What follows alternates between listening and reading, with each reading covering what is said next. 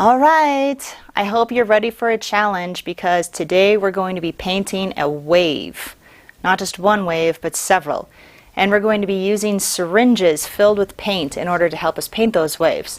So this is a fun technique. It's kind of tricky, one that I wouldn't be surprised if you needed to practice a few times, but I guarantee you're going to enjoy it.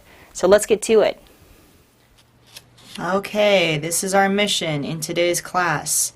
It is going to be very difficult, and you're going to learn a new technique that uses very little brushwork and a lot of syringe work. So for the technique that I'm going to use, I have a variety of syringes.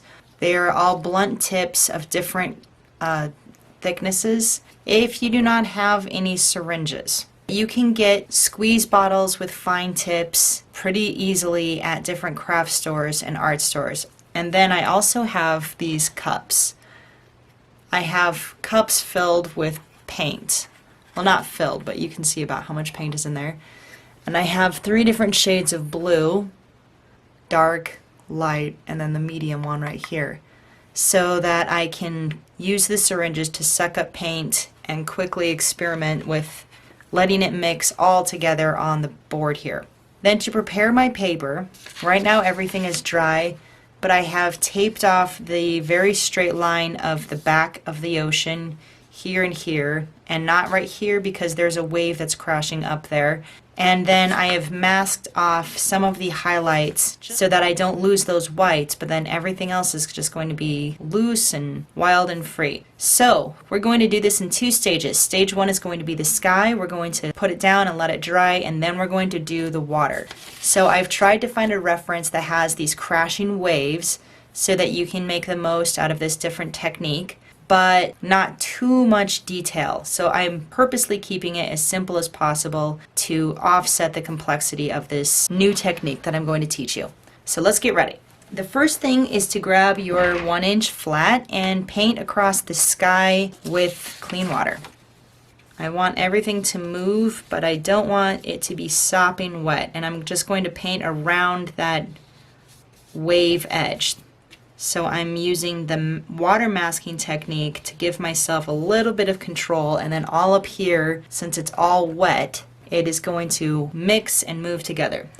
Then on my palette I have mixed up some yellows and peach colors and some purples. They're all in separate puddles. So I've got my peaches, my yellows, purples, some pink reds, and down here some blues. They're all separate but ready to go right next to each other. And then I'm just going to go for it. I'm brushing right into the middle here. Remember that your color is going to always dry lighter than you think. So you need to pump it up. Pump it up. And then I have masked out the basic placement of these large shapes like the sun and some of these clouds. I'm focusing first of all on the peaches and the oranges. Once the oranges are down, I'm rinsing out my brush, and then I'm going to dip into the bright yellows that are surrounding the sun right here. So I would need these to be just pure yellows. I want the outside edge to mix with the rest of the sky, so I'm doing this while everything is still wet, but I want it to be a pure color, so I'm putting it on separately. Then I'm going to rinse out again, squeegee off the excess with my fingers so that my brush is wet but not sopping wet. And then I'm carefully working around, trying to incorporate those yellows into the rest of the piece without covering them up too much. So I want to come close, slice through with some of those reds and pinks, but not cover it all up. And then down here at the bottom we also have these kind of dusky blue purples. And I'm just going to lay it down in one smooth swath like that. Come back into it.